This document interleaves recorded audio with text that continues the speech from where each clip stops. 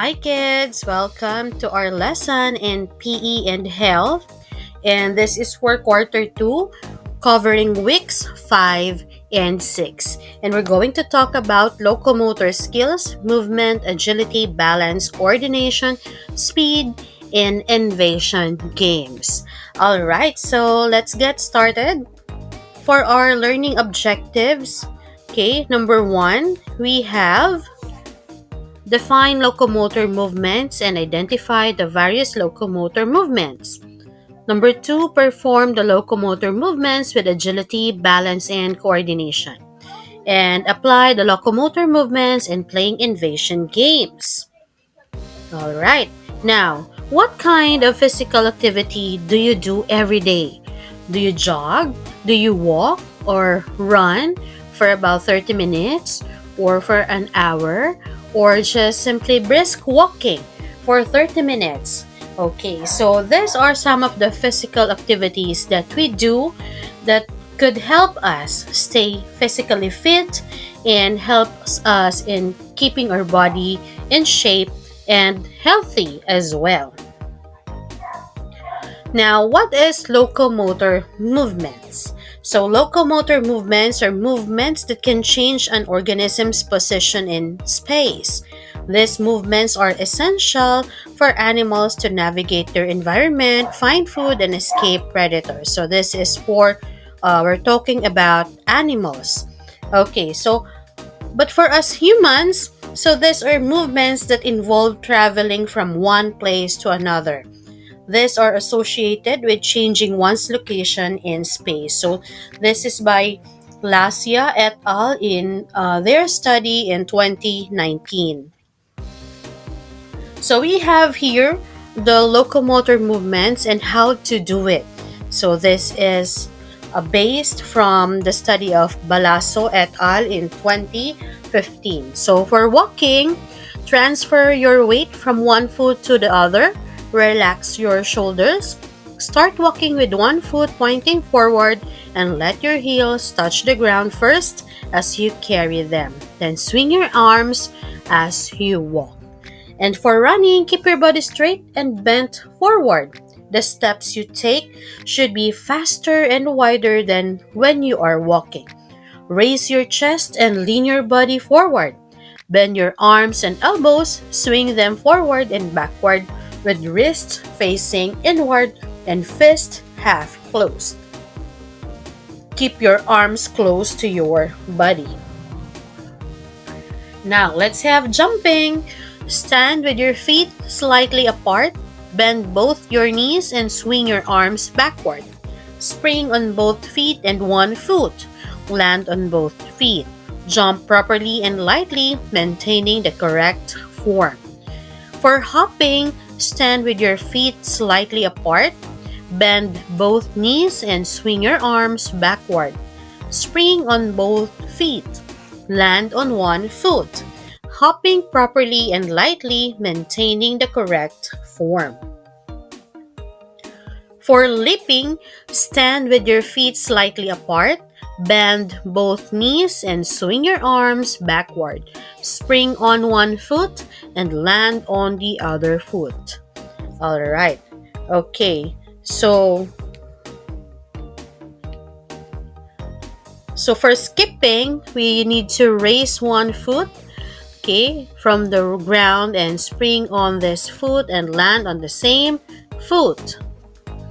So step forward with the other foot as you raise the other right foot from the ground. Continue traveling forward and swing your arms. So next we have galloping. Put the lead foot in front. As you move the lead foot, the trail foot cuts the lead foot. Continue doing this movement until you reach the finish line. Swing your arms while doing the gallop to keep your balance. And sliding, stand straight, feet together.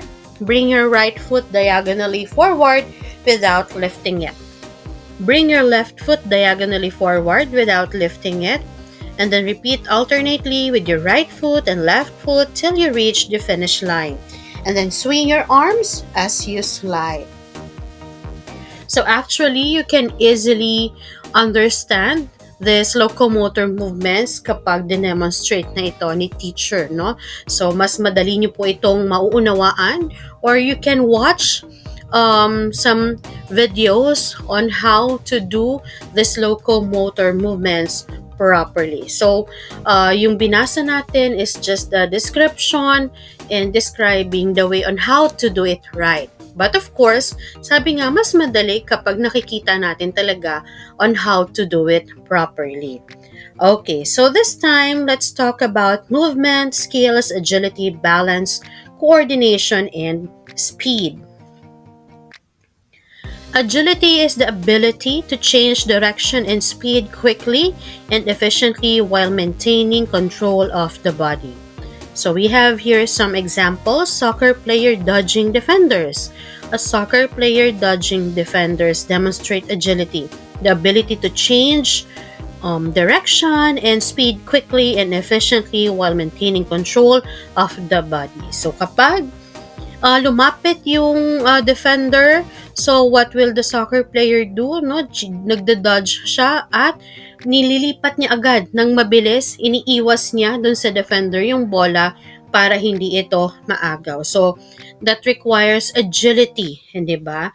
And speed para magawa niya ng tama yung pag-dodge or pag-protect doon sa bola. Dancer executing quick footwork. Agility is evident in a dancer's ability to execute quick footwork, effortlessly navigating complex steps with control and precision. And of course, gymnast for performing flips and turns. A gymnast performing a series of flips and turns exemplifies agility, showcasing the ability to control the body in rapid and dynamic movement. So, talagang nakakabilib when you watch a gymnastics show or not show, competition, 'di ba? Kapag recently nakapanood tayo no ng Olympics, yung ating mga Olympians, so napakahusay nila and it really requires them self-discipline, self-control, and yung ma-master talaga nila yung mga routines nila. And of course, it really requires agility para ma-perfect nila yung kanilang routines. So agility is essential for sports, dance, martial arts, and activities requiring rapid response to changing situations. All right. This time, let's talk about balance. So for the definition, balance is the ability to maintain a stable body position while standing, walking, or moving. It involves controlling the center of gravity over a base of support. So we have examples: a tightrope walker, as what you've seen in the first image, a ballerina balancing on one leg in the second image, or a surfer staying upright on a wave. So, grabe yung balance na ipinapakita ng mga tao dito sa image na ating nakita. Hindi ba? So, hindi yan biro. Akala lang natin madali siya. But then, kapag ikaw na, itatry mo na gawin, especially for example, yung pwede naman nating itry dyan is yung ballerina type of yung kanilang pagbabalance, and as what you can see, nakatiptoe pa yan, 'di ba? Pag nagbabalance ka nga lang ng one foot tapos naka-close ang eyes mo, 'di ba? Hindi pa ganun kadali. Nagsa-struggle pa tayo na i-balance yung ating katawan. Sometimes pinagpapawisan pa talaga tayo for us to maintain the balance. So, its importance, balance is crucial for maintaining upright posture, coordinating movement, and performing activities that require stability. Coordination, it is the ability to use different body parts together smoothly and efficiently to perform a task. It involves integration of sensory information and motor control. So for example, a pianist playing a complex melody, hindi ba? Ang galing ng kamay nila, ang bilis. 'Di ba? Yung coordination ng mga fingers nila. So, tapping and pressing the different keys. And then, we also have a tennis player hitting a serve or a surgeon performing delicate surgery. Yan, grabe. Especially for surgeons, 'di ba? Parang there's no place for error sa mga surgeons. So, kailangan well-coordinated yung kanilang mata, yung kanilang mga daliri, 'di ba? And yung kanilang mind. So, very evident doon yung coordination. And yung importance niya is that it is essential for performing complex movements, improving motor skills, and reducing the risk of injuries. Okay, so one mistake, 'di ba? Kapag for example, yung pianist, one mistake lang, nagkamali lang siya ng key, so masisira na yung performance niya. So as well as yung ating mga players and of course the surgeon, isang mistake lang, so maaring mag-cause yun ng problem, and at the same time it can malagay niya sa risk yung buhay ng kanyang patient. So we have also speed. So this is the last one. So it is the ability to move quickly and efficiently.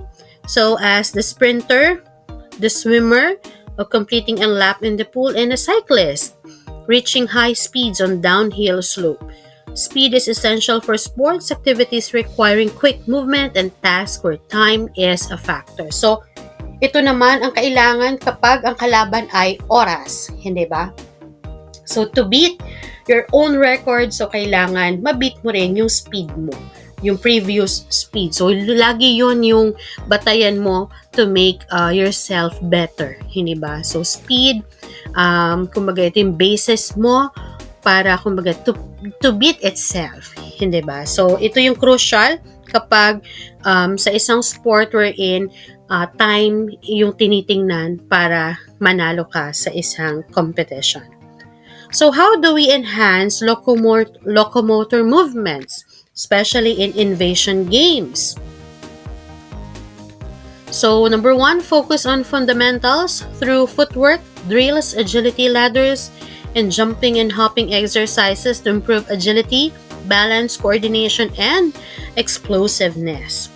Game-specific drills, so focus on practicing running with the ball, passing and receiving, and defensive movements to improve agility and anticipation. Agility training, using cone drills and obstacle courses to encourage quick changes of direction, acceleration, and deceleration, requiring players to adapt and react quickly. Then small-sided games, play small-sided games with specific skills and scenarios, such as 2-on-2 or 3-on-3, or conduct short, intense scrimmages to simulate real game situations and practice movements in a competitive environment. Alright, so ito yung ginagawa sa mga team sports. So sabi nga natin, for example, in basketball, sabi nila, no, yung mga bangko raw, no, hindi nagagamit sa play mismo, sa mismong game. Pero very crucial yung kanilang, very important sila, lalo sa mga scrimmages, sa mga practices, kasi, kumbaga, paano maglalaro yung 5 lang, di ba? For example, in a basketball team, so kailangan 5-on-5. So kung wala yung mga reserve players nila, so hindi nila mararun through yung mga plays nila as well as sa ibang sports din. So very important yung team, no? Kaya hindi natin pwedeng i-etsapuera yung mga akala nating mga players na hindi sila na ipapasok during the mismong game. Kasi very important din yung role nila, especially in scrimmages, hindi ba? Para ma-perfect nila yung type of play na kailangan nilang gawin in that specific game, especially kapag crucial yung next game nila. Alright, so next, strength training and cardiovascular fitness, essential for efficient movement and improving stamina through activities like running and interval training. Progressive overload, proper technique, and enjoyable training sessions, so it can enhance players' locomotor movements, performance, and enjoyment in invasion games by minimizing injuries and maximizing efficiencies. Alright. Thank you for listening. So that's it for our week 5 to 6. So I hope you learned something from our lesson for this week. So this has been Teacher Isa. Thank you for being with me, and I hope to see you again next week. Thank you and bye bye.